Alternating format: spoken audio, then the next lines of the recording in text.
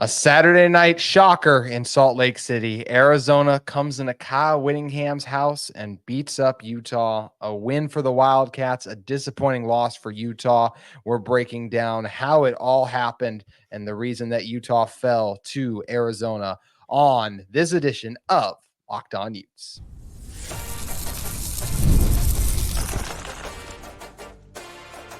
You are Locked On Utes, your daily podcast on the Utah Utes. Part of the Locked On Podcast Network, your team every day. Hello, everyone, and thank you for making Locked On Utes your first listen of the day. We are available on all podcast feeds and as well as YouTube, and we're part of the Locked On Podcast Network. If this is your first time listening to our shows, make sure you like and subscribe. Love interacting with all of you in the comments, even those of you who are absolutely Big 12 fans showing up to roast me right now. We appreciate you tuning in each and every day. My name is JT Wistrcill, former intern inside the University of Utah Athletic Department. We got college sports writer Bryan Brown, and the former host of this podcast, joining me. And Bryan, not as fun this week as it was last week, is it?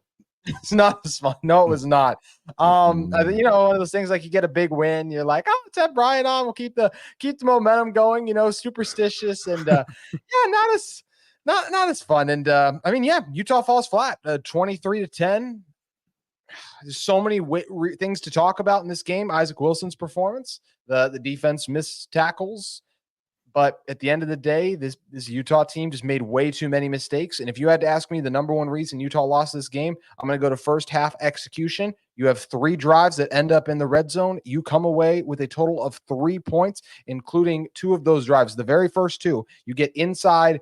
The first one stalled at the 10. The second one inside the 5, and you get no points there. I think Utah had to get on the board early. When this offense was having in a bit of a groove still, Arizona made adjustments, and those missed opportunities really came back to bite Utah late in this game when their offense was faltering. It really did, and I think you can look back and see how the tone was set early in that game. If you took the logos and the colors off the uniform, it was just a team in home and a team in road, it would have looked like that Utah was the road team based on everything that we've seen in the past, because Arizona was the one that was the more physical football team tonight. They really brought the fight and the energy to Utah. And you said it, JT, those first 2 drives, you kill one on the 11, you kill one on the 2-yard line, but then you also allow Arizona to drive down and score on one of those following. And that's a really tough segment or series, right? To come away without any points, but then also to give up a touchdown. Now all of a sudden you're down or you're up. I guess I think I might be getting my drives confused a little bit. No, yeah. So you give up the field goal, and then you get a field goal back, and then you give up a touchdown, right? And so a bad way to start the game for a team that really can't afford to start off poorly. And I think given some of the injuries, Cam Rising obviously the biggest one, but you're also missing Connor O'Toole and Correne Reed, who are 2 of your better defenders, and that Utah's pass rushes look different without Connor O'Toole. I don't know if it's that they're not comfortable with other guys or what's going on, but it just didn't have that same pop that we've seen previously. They were leading the conference in sacks. I don't know if that's still the case after tonight, because Arizona may have jumped ahead. Yeah, they might have. And I do still feel that Connor O'Toole is his team's best pass rusher, even though I think Van Fillinger has done good things. I think Van Fillinger wins with strength and still with some speed to the outside, but more so with strength versus Connor the way he uses his hands and his speed. I think Utah misses him. I definitely felt the absence of Correne Reed in this one. I felt like a few times I think Sione Fotu and Jonathan Hall did good things, but they're not Correne Reed, and that's where Utah missed him. And look, Isaac Wilson's not Cam Rising. We can talk about that more in a moment. But then the other thing I want to say is I was absolutely wrong on this Arizona team. This is what makes college football so fascinating. If you watch Arizona through the first 3 weeks of the season, most of you would have felt the same way I did. That if you look at that team, they're not coming into Salt Lake City to beat Utah. But that wasn't the same team. That team was the one that had so much hype coming into the preseason. That was the one that was ranked inside the top 20. They made adjustments over that bye week. And Brett Brenneman's team, they did a great job executing. The game plan was great. The defensive backs were lights out in coverage. And I've said this before, the way to beat Utah is you have to have a quarterback who can make NFL throws. I don't know if I've seen a quarterback exemplify that more recently than Noah Fifita on that last touchdown drive when Arizona put this game away with those 2 long passes he had, the latter of which, of course, being a touchdown. Yeah, cover your ears, turn it down for a second, Utah fans. This is just going to be really hard to hear. Utah really struggled to contain Noah Fifita. Noah Fifita was great. I shouldn't even say that, because on one play he takes a shot to the leg from John O'Hall, and it wasn't an intentional thing. It was just that John O'Hall blitzed so hard that his momentum carried him into Noah Fifita's leg, and it looked like any other play, and that's a knee exploding, right? But Noah Fifita is apparently made of rubber bands and stretchy stuff. His knees are apparently spandex or neoprene, one of those things. But and he throws an absolute dime, and to put pressure on him to go at a quarterback low like that, and for him to throw that kind of a ball is so impressive. And he is not big. I know that's an obvious statement, but he plays big.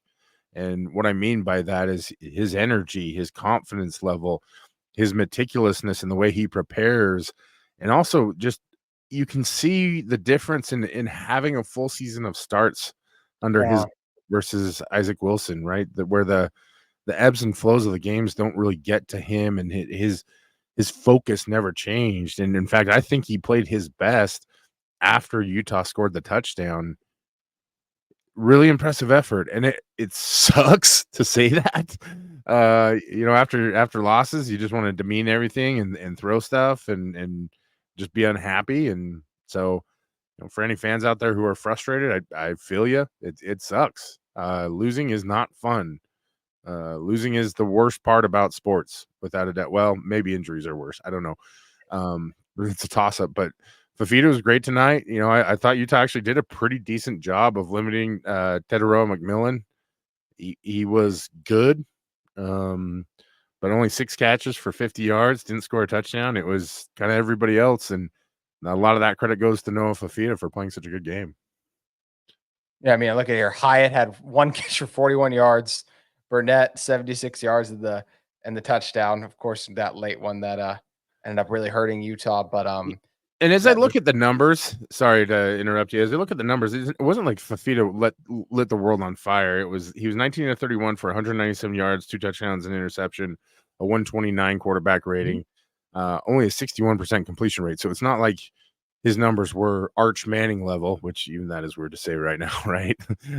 Yeah. But he just made the throws when he needed to, and that offense answered the bell. And that's really what it felt like tonight, was that one team answered and stood up. And it was so weird because the energy level for Utah was so different from last week. You didn't see the same energy, that same confidence, the same swagger.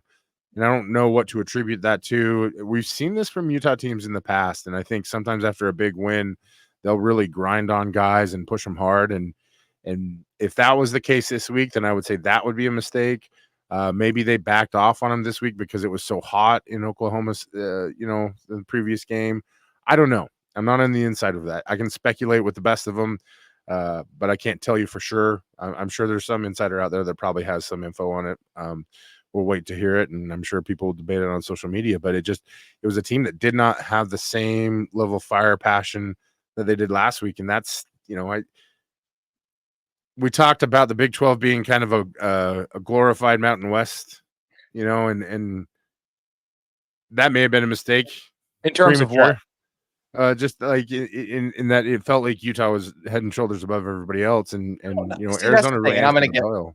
I'm going to get roasted for that all week. I always felt like other teams could absolutely compete with Utah in this conference. I think there's this narrative that's been perpetrated out there basically that I only thought Utah was the only team in the Big 12. I thought Utah was clearly the best team in the Big 12, but I always believed that other teams could beat Utah. I always thought Oklahoma State could. I always thought Kansas State could. I always thought that teams like not just Oklahoma State, but Arizona, coming into the season, we thought Arizona would have a chance to win against Utah. I did not think they would, but if you're telling me Noah Fifita and the version of that team we thought they could be, what they showed tonight, could do it, I wasn't ruling that out. But yes, you were right. There have been a lot of comments and things that have been made about the Big 12, and credit You see Arizona coming in here tonight, and they get it done against this Utah team. So why did Utah falter in this game more specifically? Why didn't the offense come up short? That's what we are going to discuss in one moment.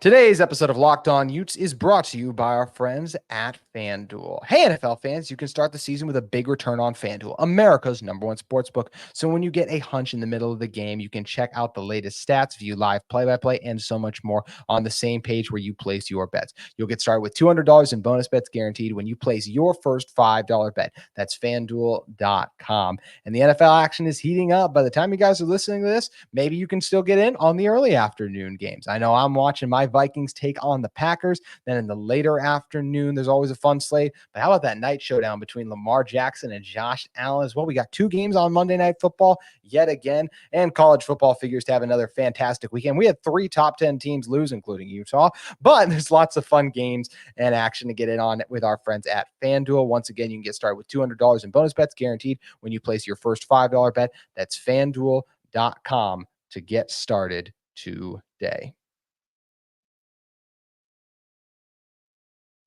Brian, before we talk about the individual parts of Utah that didn't work, I guess this is one of them also. Don't you feel like part of didn't say Utah was coming out flat early on when they were marching down the field in Arizona? Didn't it feel like the wind in their sails completely got sucked out when not just once, but twice we saw this team fail, and even the third time when they couldn't punch it in?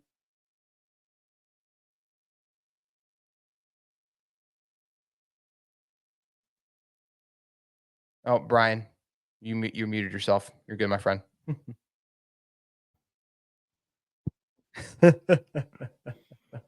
It's just like Utah, right? That's what happens, right? And Yeah. it's a perfect lead into what I was going to say. It felt Mhm. like it was self-inflicted at times. And, Mhm. there's an interesting conversation about play calls and personnel and everything like that to be had. And you saw some things last week that we didn't see much of this week. We didn't see much of the super big formation. And I don't know if it's that Utah didn't think that it was going to work this week, and maybe they overthought the game plan a little bit. But that was a really effective short yardage lineup, and didn't see Mhm. that today. I don't know. Again, we're not in the room, so we don't know what's going on in the call sheets and things of that nature. And but it did, and I do want to amend something. I said maybe Arizona's at the top of the conference sacks. They most definitely are not. They doubled their sack total tonight, so I think that really speaks even more so. They went from 3 to 6 after the night. Some Utah giving up recovered 3 sacks, sacks. right? hmm Yeah, well, I mean, it was just a weird game, and Isaac is still learning how to navigate in the pocket, and he is 6 feet tall. That's never going to change with him. But you see what Noah Fifita has learned and how he's learned to stay in the pocket. But uh, they also struggled with some stunts and things early on. It seemed like Arizona was really attacking the snap hand side a lot, and so that's an adjustment you have to make. And this is the trial of playing in the Big 12 every week. Is teams are going to play you differently, and I know that Arizona is a familiar opponent to most everybody. Brennan's a new coach. That's a new system and essentially a new program. Although some of the names are familiar, that's why I was always kind of surprised by the whole they ran up the score on us last year and we haven't forgotten it. Like this week, like cool, like half the Arizona roster is not there anymore, including the entire coaching staff. So now Noah Fifita, Tetero McMillan, I get it. Those are the big names that are still there. Justin Flo's still there, I guess. Although I didn't really hear his name called very much tonight. I need to bring this back to the focus, which was some strange calls down there in the goal line. You saw Money Parks running down the end line, and I love Money Parks. Yeah, I've been a huge fan of Money Parks ever since he came out of high school in Texas. But I don't know what the theory is with the personnel there when you have at least 4 guys in the tight end room who are 6'4" and bigger. I get that Brant Keithy was injured and nicked up, and so the bye week comes at a good time for that. But some curiosities where it almost felt like we just threw the baby out with the bathwater last week and scrapped some of the stuff that worked when it really didn't need to be scrapped. And so losses like this, I think, have to go on coaching staffs. because this felt like a Utah team that was not prepared. And I have to admit that I was wrong, because It's okay. I was very, very wrong as well. So you're not alone, my friend. Yeah, everybody's wrong at some point in time. But I understand why Utah fans are so reticent to buy in to Utah being the lead dog, and because they're used to games like this where you come out of the pack and everybody's talking about how you're clearly the team to beat, and then you go and don't win. So, but that's not unusual for college football. And the other thing too is that this is going to be a different kind of a year, because not everything is over with a win. Now all of a sudden, Notre Dame lost to Northern Illinois, and now all of a sudden they look great. So there are and Georgia lost this week, and nobody expected that one, I don't think, except for everybody. BYU is undefeated. Yeah. I did not. Hey, shout out to you, BYU. I did not once again have that on my bingo card. I even thought you would lose to Baylor. I said that last week, so it's just the theme this week. JT got everything wrong, basically. And lots of people got things wrong. I don't think anybody picked Ole Miss to lose to Kentucky this week, and we can go down the list. It was a weird week in college football, and these weeks happen. So I think if you're a Utah fan and you're feeling sour after this game, that's okay. Obviously, fans are allowed to and should be able to feel whatever they want to feel, but it's not the end of the world. It's not the end of the conference. The one weird aspect of it, though, is now you have to root for your rival next week, because BYU's got to help Utah out and beat Arizona, because as I found out tonight, apparently the Arizona-Kansas State game was not a conference game. That's right. It was not. So now you need some help. Yeah. Hmm. But it was just, in some of the plays tonight, it just, like I said, it felt like a Utah team that was very disconnected, and that's not normal. Even the fan base felt a little disconnected. There were some moments where that place was electric, as it always is in a night game and a dark mode game. And then you see fans leaving with 6 minutes left. And I'm not saying that to be critical of fans, because and maybe we're getting to the cusp of it with college football, where you just can't expect people to put their entire lives on hold every single weekend to go watch a football game, and the game ends darn near midnight here in Utah. That's late, That is late. And then, for anybody on the East Coast who stayed up for that, they should earn an award or a trophy, or at least a soda. So I hope somebody Venmos you something, JT. You know what? I'd trade it it all for a win. I'll say that. But you know what, Brian? You're right. Let's go through some of the play calling stuff, right? I'm sorry. I know Caleb Lohner's been productive in the end zone. I don't love going to him on the fade there. I do not like on fourth down. The success of this drive depends on our football player, who has been successful this season, but this was the best secondary that Utah has faced so far on the year. And I don't love the play call there. You look at the other ones, right? The first fourth down that stalled, it's a hand up the middle to Mackay. They sold out to stop the run there. You could see it was a crowded and heavy box. I wanted a little bit more creativity than, hey, we're Utah. We're gonna smash you in the mouth, basically, right? And it's not all on Andy Ludwig. And we mentioned too, okay, one last thing on Andy Ludwig. Please, why do we keep going back to the Wilson runs? I mean, every time that Utah tried anything option related, or that involved Wilson running the ball, it doesn't matter. It did not work. And then I will also say Wilson has to be better, right? He missed several throws in the second half. And yes, the coverage was really good. Arizona defensive backs were winning frequently. Really quick, hats off to Dorian Singer. He was magnificent. He had brought Utah to life with that late catch in the second half, but even he, a few times, right, couldn't shake the coverage. And that's where it is really a combination, I feel like, of Arizona came with a great defensive game plan. They executed, and Utah absolutely did not execute. And that falls on everyone. A lot of drop balls tonight, and we can talk about the physicality that they were allowed to play with. Yeah. For me, there was a lot of uncalled pass interferences out there. I'm going to lay it out there.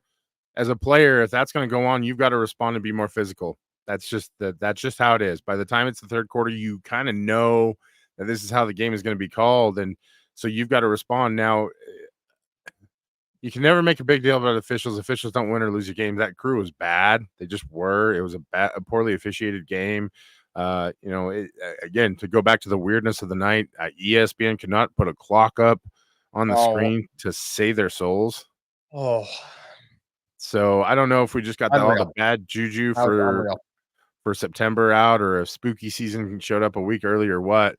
But it just to go back a little bit to the question you asked, what went wrong for Utah? You saw a lot of players tonight trying to sell out to make plays rather than playing within the system. And that's really what kind of lost them this game. And the Isaac Wilson runs, he was starting to get beat up. And when you're starting to call QB runs towards the end where he's taking some real big shots, that makes me think like we're not really on the same page in terms of seeing what's going on versus what we should be doing in the game. And that that to me was one that stood out. And again, I go back to my original point. It felt like, and I'm haven't broken down the film. I don't have full evaluations on this, so like this is just me sitting in the basement doing my breakdowns, as as so many of us do. It felt like that game plan put a lot on Isaac Wilson's shoulders tonight. And I'm not sure why we took such a big step because he didn't play so well last week that it felt like he could just go ahead and do that. Does that make sense? Like It he absolutely plays. does. I was going to say it felt like in part because Utah fell behind. I think they felt the need to throw more, and I wish they would have ran the ball more. But there were also key stretches where they tried to run it 2 plays in a row, and they couldn't get a first down. Sometimes they kept the chains moving, and then look, Mekhi Bernard had another really productive game. Right when you look at Mekhi, 16 carries, 91 yards. 5.7 yards per carry. I wish Utah would have continued to give him the ball a little bit more, but I also know there are some of those 3rd and long situations, and there's other key spots where Mekhi got stopped, right? And that's where I just felt like I wish Utah would have ran it more in the second half, but I understood why they felt like they needed to make more plays through the air. And also, there were times they would have a good drive going. They had success running it. They then turned to Wilson to make a throw, and he was not able to do so. Wilson got off to a great start in this game, and Utah completely cooled down after that.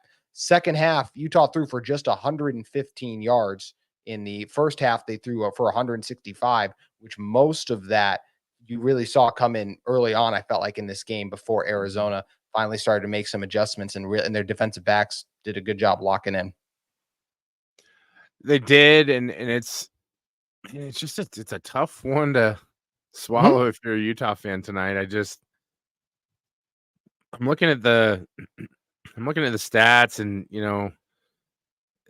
Utah had eight passes broken up. So Arizona had 8 PBUs tonight, and that feels very different from last week, and really very different from Utah teams in general.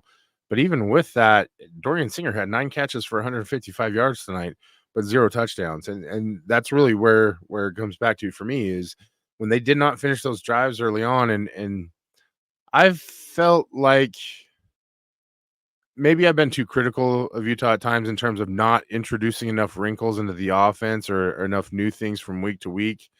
And it's a delicate balance because I think on one hand, you want your players to be great at what you do well, but also I think they need to be a little more original in the game plan in the sense of like throw something at a team that they're not expecting from week to week, whether it was Mekhi Bernard and a Wildcat or didn't see a lot of screen passes tonight. Dejon Stanley was not a big part of the game plan after having a rough game last week.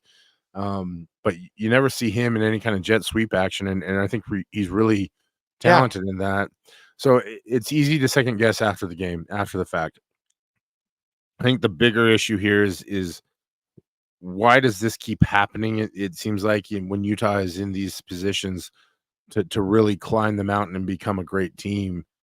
And I'm also really curious to see what the response is from the fan base because it's starting to get heavy out there. And I'm not huge on social media or interacting with people on a regular basis, but it does feel like there's a lot of people that are kind of fed up with Cam at this point because he's not playing. And to that, my response is Cam is injured. He is injured. Okay. And so it's not Cam's fault that we've done such a poor job of messaging. And I say this, I guess I'm including media people and people like me in my basement because I have a mic in front of me.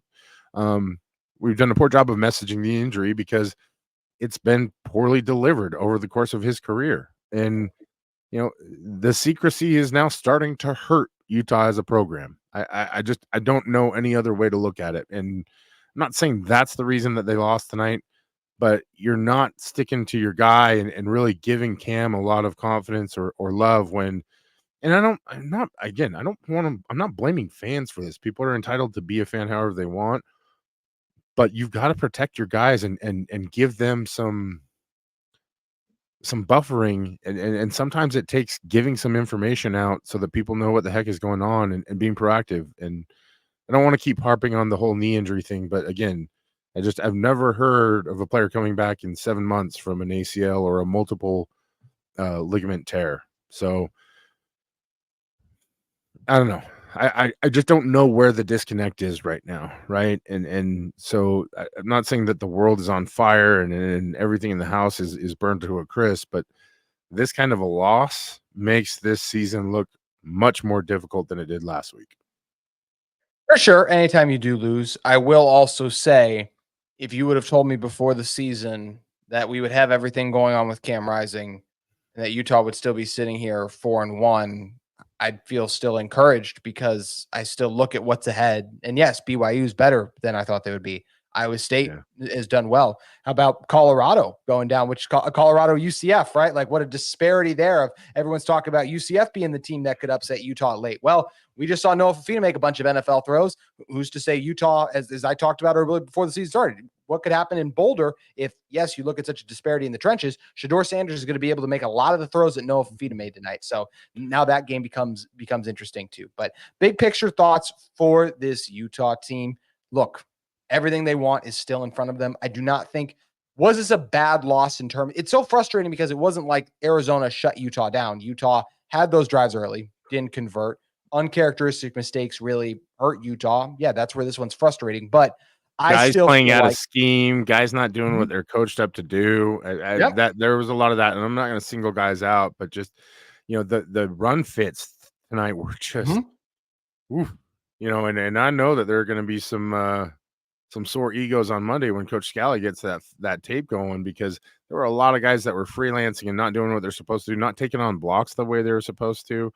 That was something I really just wanted to get in there that I saw throughout the course of the game. And sorry, I hate interrupting your steam on that one, but I think to your point, if you're going to get a loss, this is a good point in the season to get a loss, because now it's about the correction. It is about the correction. You mentioned the run defense. Rossano, 7 carries for 73 yards. That's averaging 10 yards a run against a rush defense that was top 5 in the country last year. It's hard to fathom. Then you look down to Conley, even he averaged 5 yards per carry against this. Yes, no Karene Reed, but like Utah should be better. And that's what's still shocking that they're in this position. Arizona almost doubled up Utah tonight in rushing yards. They had 161 to Utah's 84. We're not just here to read stats, but I just think that you start looking at this game and it just, all the things that Utah traditionally does so well and the things that we've come to know this program for did not show up tonight. And I think really it's not the worst loss, because you lost to a quality opponent in Arizona. And I think maybe that loss at Kansas State on a Friday night was a little bit of a fool's gold moment for all of us in terms of what the real Arizona Wildcat team is. It wasn't just that though. That's what's funny, right? It's like they were only up by were not up by that much against New Mexico State in their first game, right? They were close with Northern Arizona, but they made adjustments and they are starting to look like the team that we thought could be a Big 12 contender. And because of that, what you mentioned, Brian, which I'd forgotten about myself, that Kansas State loss was not a conference loss. So this Arizona team now sits in a very good position. Driver's seat, in essence. They control their destiny. If they win out, then they're in good shape. So I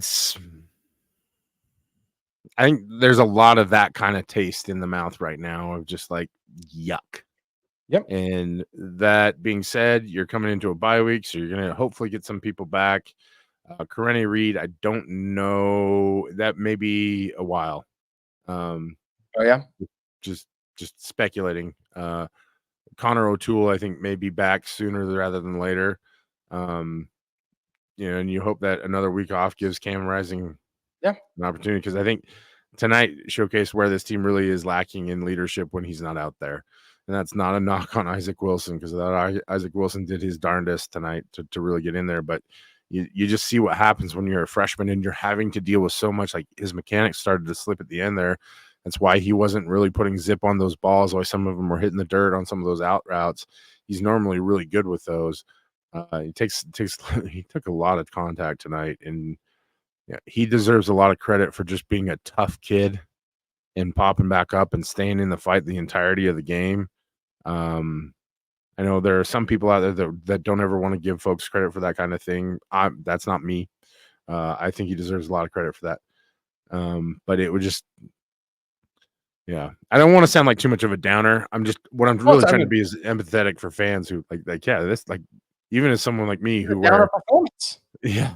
You can't not feel bummed out about it. But I think this is also where it's important to what I want to do in the final part here is take a step back and go, okay, there's been a lot of disappointing losses by other Big 12 teams. Also, Utah could be 0-2 in Big 12 play. That's what just happened with Oklahoma State, right? And it was not close against Kansas State. Cowboys are they're in a lot of trouble. Versus Utah, you lost. Yes, you lose at home, a place that Utah doesn't lose very often, right? But you lose to an Arizona team that looks much better than they did pre-bye. That's where I'm mad at myself that I didn't realize, well, hey, could they make those changes and improvements over the bye? Because this is not the same team you saw against Kansas State. So that's why I give them a ton of credit. But I still don't think it's going to be a bad loss to lose to Noah Fifita, Tetairoa McMillan, and this Arizona team, which Coach Brenneman's doing a good job at. And yeah, Utah will stumble a little bit, but you can still, if Cam Rising can get back, and that's a massive if, right? But look, Isaac Wilson is still more than capable of going in and beating Arizona State. There are adjustments that Utah will make. Utah moved the ball. They just didn't capitalize early. It really came back to bite them. That's something they got to be better about. They had some issues with that against Oklahoma State, and they're going to have to be better moving forward. They now have 2 weeks to tweak and work with everything, but also everything that Utah wants to accomplish is still in front of them. I would still argue, as we sit here right now, Utah just played their toughest 2-game stretch of the season, and they emerged 1-1. So therefore, I still feel optimistic about this team's future outlook. I do too. I'm just contemplating a lot of what you said there because I thought you laid out some interesting things. And also, I'm going to point out, like we're in week. Oh, is it week 5? 5. Yeah. See, this is what happens when I'm getting old, man. I'm getting old. Older, I should say, not old. Although there is some gray coming through in my beard. Is there gray? Right now, let 3-way tie for first place in the conference. Any guesses? Well, BYU is up. Isn't it BYU and Iowa? BYU, Iowa State, and Iowa State is not tied for first in the conference currently. They're tied for second with the Arizona Wildcats and the West Virginia Mountaineers. So there are 3 teams that currently have 2 wins in conference. I forgot about West Virginia. Yeah. So BYU, Colorado, and Texas Tech are all at the top of the conference right now at 2-0. Unreal. A lot of adjustments this year for all of us. A lot of adjustments for all of us. This is what makes this conference and college football in general so fun, is the unpredictability. Yes, it did not work out in Utah's favor. Of course, hey, it was all of us, right? I know after a loss, I always heard the rule of like, you have the day, you have the night, whatever. Hey, for you, we can take the weekend, right? Because we don't have a game to look forward to next weekend. So take the weekend, get the frustrations out. But at the end of the day, when you take a step back and look at the full picture, you'll realize, okay, this Utah team, I still feel like they're in a good spot. They have issues and things they need to collect and clean up. Arizona was saying the same thing before a bye, and now they end up in a much better spot off of it. So shout out and hats off to the Wildcats, the defensive backs, Noah Fifita in particular, Coach Brenneman and his team getting a huge win to really, I mean, if they had lost this one, things would have been a darker outlook for them, just continuing to lose to Kansas State non-competitively and then drop this one to Utah, who still is playing with their backup quarterback. So credit to Arizona for coming in and get it done. Utah unable to do so. Brian, your final thoughts? Well, I do. At the end of the day, it's about do your job. And Utah is one of those programs that loves to identify with their culture and being a family. And so when these losses happen, it's about taking ownership of the loss and improving. And I think Utah will do that and move forward. I thought, Kyle Whittingham, just reading in his post-game comments, said that it starts with him. And I'm quoting Josh Furlong here, who I think Josh Furlong is lights out, just amazing. Right of the show. Yep. He said, got to have a better red zone package. If they don't have enough creative arsenal of plays, that's on coaching. He said he's not going to blame the players for execution. And that's That's the truth. That is the reality. I think it's Alex Golich, I believe at USF, who says that if a play is not executed poorly, that's a bad call. And I actually love that mentality from a coach because it really pushes you to make sure that not only do your players execute properly every single play, but also that you put them in a position to execute well. And I think at times tonight, Utah just didn't do that. They didn't put their guys in position to execute. And I think that showed up early in the red zone thing. But as icky as this loss feels, let's all jump in the emotional shower, wash it off. And to your point, I think there's still so much of the season left to play. And um, this is why we love the sport, because you're going to have weeks where it's awesome and you should enjoy every single victory. And you're going to have weeks where it sucks. And yeah, the losses are going to hurt, but you move on to the next week and,